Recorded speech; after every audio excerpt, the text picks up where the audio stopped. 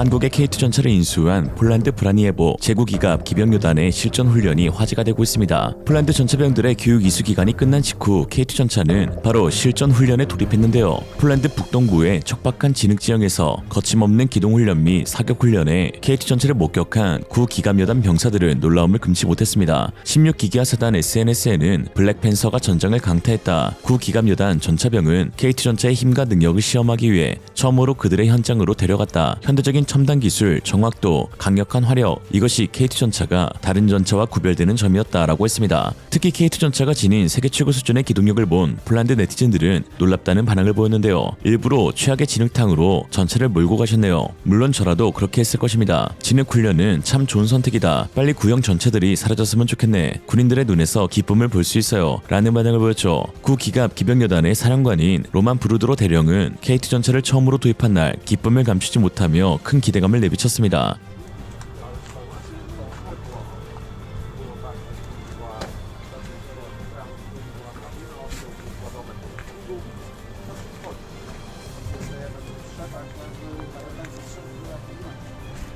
Panie pułkowniku, może być? Jak najbardziej może być. Jestem w ogóle tak zadowolony, że to jest w ogóle trudno opisać.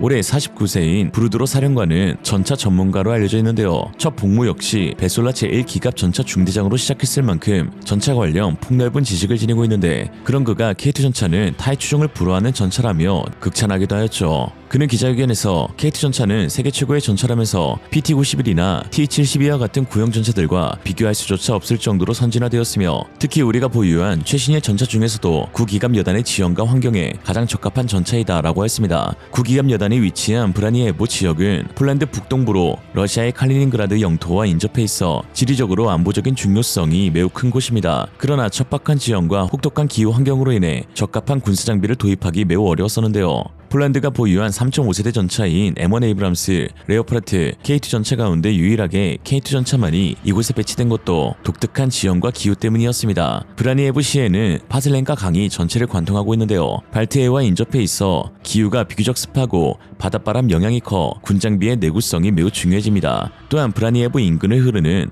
비스툴라 서코와 바우다강으로 인해 습지대와 저습지가 조성되어 있으며, 브라니에보에서 남서쪽으로 에블론 고지로 인해 울창한 산림과 언덕들이 퍼져 있어 웬만한 전차는 주행조차 엄두를 못 낼 정도로 가혹한 환경이 조성되어 있죠. 그러나 구 기갑 사령관은 K2 전차의 첫 훈련지로 인근 오르시에 위치한 베모보피스키 평지 훈련장이 아닌 브라니에보 진흙 훈련장을 선택했는데요. 이는 그동안 지켜봐온 K2 전차의 주행 성능에 대한 신뢰, 그리고 그 강력함을 폴란드 국민들에게 알리기 위함이었죠. 또한 현지 2월은 동유럽 해빙기 기간으로 이 시기 질척거리는 땅으로 변한 토지로 인해 전차의 기동에 상당한 제한이 걸리게 됩니다. 동유럽 토양은 유기물질과 미네랄이 풍부한데요. 수분 함량의 변화에 따라 수축 및 팽창하는 경향이 있는 점토 함량이 매우 높습니다. 그러나 대부분의 유럽 사방 전차들은 방호력을 중시한 전통하에 고중량 설계를 채택하고 있는데, 이로 인해 기동 시 많은 제약이 따르고 있죠. 레오파르트의 전투 중량은 65톤이며 M1 에이브람스는 70톤에 달하며, 영국이 우크라이나에 제공한 챌린저 전차는 65톤 중량에 마력이 고작 1200밖에 되지 않은 퍼킨슨 CV-12 디젤 엔진을 장착하고 있어 우크라이나군의 팀킬 전차로 전락하고 있다는 보도가 나오고 있는 지경입니다.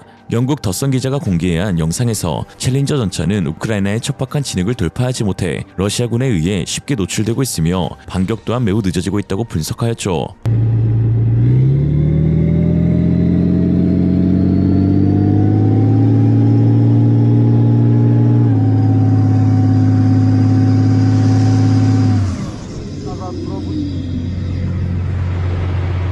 So even just on a training exercise, we've seen the main problem that the Challenger's been facing here in Ukraine, and that's its mobility. It keeps getting stuck in the mud.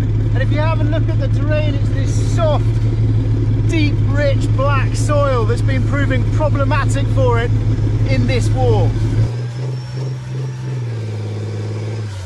It's been one of the messages that the Ukrainian tank crews have given us since we got here, is that whilst this Challenger is formidably precise, actually they've had real problems with it here in Ukraine because of its mobility, and they just said it's too heavy, it's underpowered, and it keeps getting stuck. And you can see that's exactly what has happened here. The belly of the tank is on the mud. We're trying to cross a small ditch, really, you know, a few meters wide, but it's clearly very wet, very soggy, and the tank has just sunk in, slid in, and now they're waiting for a recovery vehicle.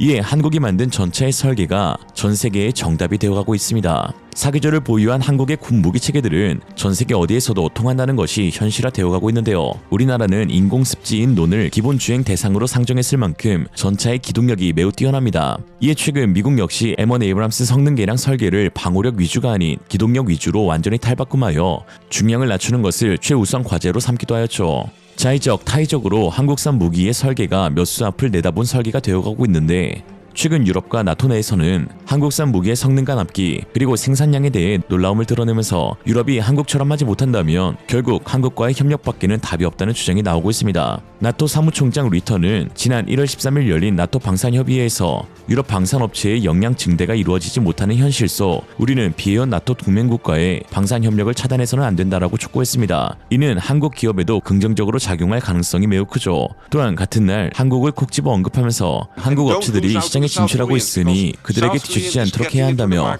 폴란드, 루마니아, 에스토니아 모두가 한국 제품을 구매하고 있는데 유럽과 미국 방산업체들이 하지 못하는 속도와 가격으로 납품하고 있기 때문이라고 했습니다. 이는 사실 한국에 대한 경고가 아닌 유럽 방산업체들에 대한 경고였는데요. 유럽 방산업체들이 쉽사리 역량 증대를 하지 못하는 이유는 금융기관들이 투자를 꺼리고 있는 것도 한몫합니다. 최근 나토 군사위원회 의장인 롯바우어는 서구권의 은행, 연기금, 신용평가사 등이 방위산업에 대한 투자를 꺼리는 행태를 두고 바보같이 어리석은 일이라며 강하게 질타했습니다. 유럽 각국은 러우 전쟁 이후 방위 예산을 크게 늘렸으나 유럽 내 금융기관들은 환경, 사회, 지배구조 기준과 윤리적 문제 등을 이유로 여전히 방산 투자를 피하고 있고, 이에 방산업체들은 확장에 필요한 자금을 마련하기 어려워져 국방 물자 생산량을 충분히 늘리는데 지장이 생기고 있다고 했죠. 또한 현재 유럽 방산 프로젝트를 보면 개싸움이라는 말이 나올 정도로 각기 분야에서 극렬하게 대립하고 있는데요.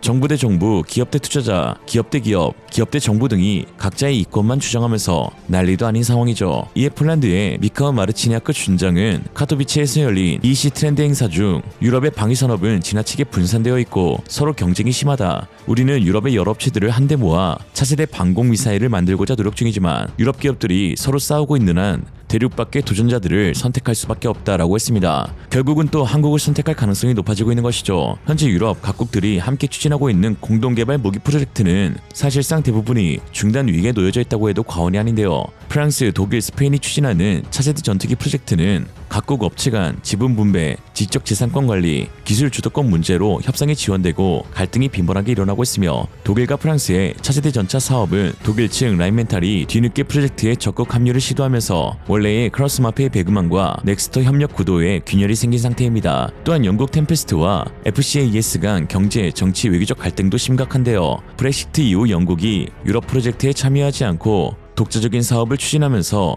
유럽 방위산업이 둘로 쪼개졌죠. 여기에 유럽이 미국이나 이스라엘제 드론 의존도를 낮추고자 추진하는 사업인 유로 드론 프로젝트는 개발 비용이 당초 계획보다 계속 올라가 참여국 간 분담 비율 협상이 난항을 겪고 있으며, 각국이 원하는 무인기 성능, 센서, 무장 사양이 달라 단일 표준을 맞추기 어렵다는 문제가 있습니다. 이미 조별 과제의 최후가 어떻게 되는지는 유로파이터 타이푼을 통해서 명확히 살펴볼 수가 있죠. 특히 MGCS 전차 프로그램은 공동 개발을 추진한 지 10년이 넘은 상황이지만 사실상 망했다는 소리를 듣고 있는데요. 폴란드 디펜스 입사 군사 전문가들은 이 전차 사업을 엉망이라고 표현하면서 폴란드가 K2 전차를 선택한 것은 신의 한 수라고 설명했습니다. Będziemy mówili o czołgu, którego jeszcze nie ma, a który ma wkrótce powstać.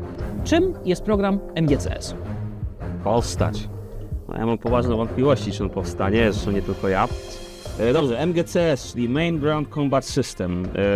Przede wszystkim to nie jest tylko czołg.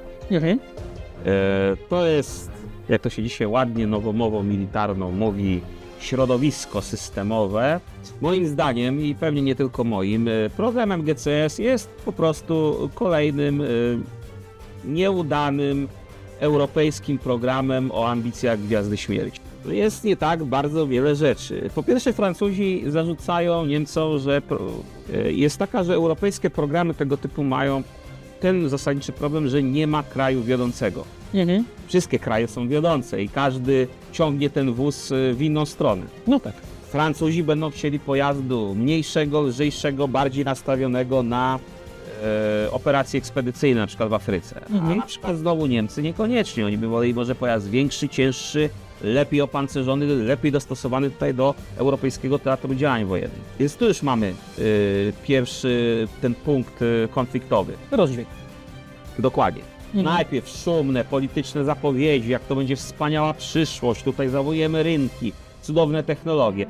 A potem nie dość, że rynki różnie są wojowane i to najczęściej przez już osobne państwa, a to jeszcze z tymi technologiami też różnie wynika, no bo powiedzmy sobie szczerze, to znaczy powiem tak, i to jest głównie apel do naszych polityków, jeżeli tutaj nas oglądają. Znaczy, proszę Państwa, trzymajcie się od tego programu z dala, bo tam wszyscy kopią pod wszystkimi. Nie wiem, jak to nawet nazwać. O taka graficzka czołgu futurystycznego, jako NGCS, ale tak naprawdę nie ma żadnego projektu, nie rozpoczęły się żadne prace projektowe.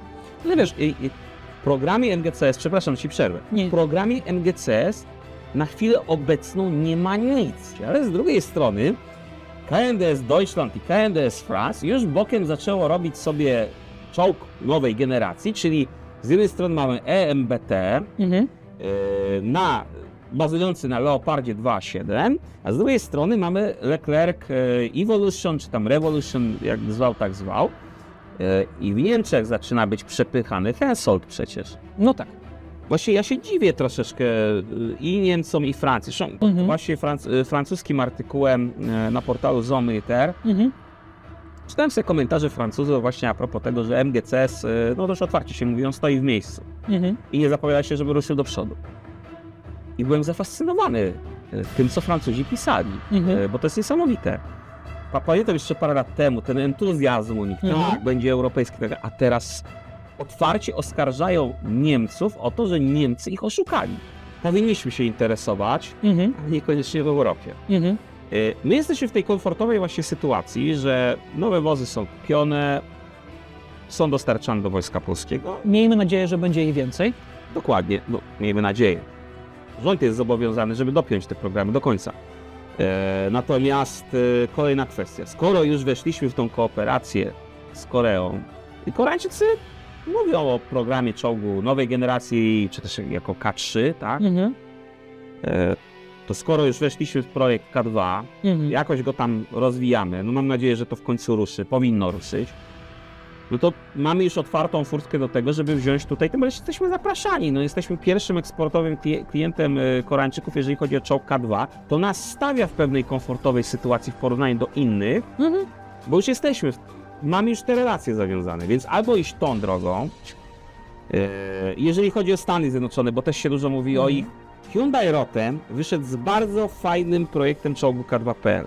Oczywiście, byłoby pewnie drożej, byłoby pewnie trochę później, ale to był bardzo fajny projekt, ta oryginalna koncepcja, z nowym kadłubem, nową wieżą de facto. 7 par kubieżnych, pełna izolacja amunicji. Tak, super projekt był. Na litość boską, ja rozumiem, że trzeba było na szybko czołgi brać, ale kurczę, no nie mogliśmy w to wejść, to był bardzo perspektywiczny projekt. No nie udało się, no teraz to oczywiście mogę się denerwować na to i znowu powiedzieć, no super była okazja perspektywiczna, którą przegapiliśmy. Zobaczymy, jak w ogóle wyjdzie z obecnym K2.pl, czyli Izrael i Korea są też dobrymi przykładami na jedną rzecz. Współpraca z USA, to znaczy jak zaczął się rozwijać przemysł pancerny w Republice Korei. Najpierw licencje na M113 z USA, modyfikacje amerykańskich czołgów, potem poszli do Amerykanów. To jest, Jeszcze w międzyczasie kupili licencję na M109. tak, poszli do Amerykanów i mówili tak, wiecie co, my byśmy chcieli, żebyście nam czołg zaprojektowali. Czołg K1 nie jest koreańską konstrukcją per se, tylko został zaprojektowany przez GDLS Stanów Zjednoczonych. To, że został w tak zwanym międzyczasie intensywnie zlokalizowany, to znaczy powstaje w tym momencie w całości w Republice Korei.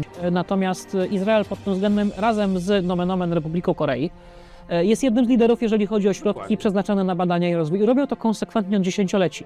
Już abstrahuję już nawet od tego, że wiesz, to też są nie do końca porównywalne przykłady do tego, że inne przyjęty układ gospodarczy, inaczej wyglądające kwestie edukacji, ochrony zdrowia i tak dalej. Natomiast Są to państwa, które konsekwentnie przez dekadę inwestując w swoje przemysły obronne, uzyskało nierzadko bardzo szerokie i unikalne kompetencje. Nie w każdej dziedzinie, 이처럼 현재 폴란드 내에서도 한국과의 협력은 최고의 선택이었다며 남아있는 계약을 빠르게 추진해야 한다는 목소리가 나오고 있는데요. 지난 2월 4일 폴란드 국방부 장관 코시니악 카미시는 K2 전차 구매가 올해 최우선 순위라고 언급했습니다. 그는 새로운 무기 계약을 체결하는 것보다 현재로선 한국과의 협력, 계약의 지속적인 이행이 가장 우선적이다라고 했죠. 이는 한국산 무기가 폴란드에 인도된 지 2년이 지나면서 실전 배치를 통해 실성능을 명확히 확인하였고 폴란드는 한국산 무기의 신뢰성을 직접 경험하게 되었으며 단순한 구매를 넘어 장기적인 협력 관계를 구축하는 것이 더욱 중요하다는 판단을 내리게 된 것이죠. 특히 두 번의 여름과 겨울 그리고 혹독한 지형에서도 우수한 성능을 발휘하는 점이 입증되면서 한국산 무기에 대한 전 세계의 관심이 높아지자 하루라도 빨리 먼저 계약을 체결하려고 하는 상황인 것입니다.